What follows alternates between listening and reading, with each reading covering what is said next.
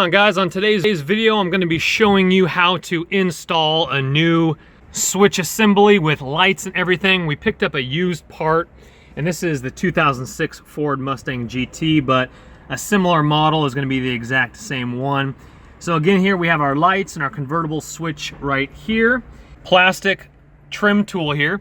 It's very, very simple. You just kind of get the top portion right in the corner and gently just bring it on down both sides here, and then you're going to have a wire harness underneath here.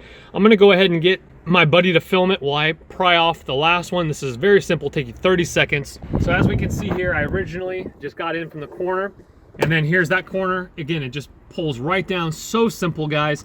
But you do have a wire harness right here, and it just literally pinches in, and then you just pull it out just like that. So right here, pinches in, you just push down on that little tab, and it just pulls to the left, and that whole assembly comes out. If you've cracked your lights, if you have busted lights, obviously you replace your lights right here. But again, a whole assembly is going to be pretty cheap. If your convertible button doesn't work, and let me show you how to install the new one in. All right, guys, once you have the new one in, just re-clip it in right here. Again, very simple. And then just take your unit, and your little tabs will go in here and right there, and just literally shove straight up. Boom, bada bing, bada boom. And now you have a brand new switch, you have new lights and everything, whole assembly, very, very cheap. We went to a pick apart, we got that for about $9, guys. Real awesome. Now let's go ahead and get the show on the road.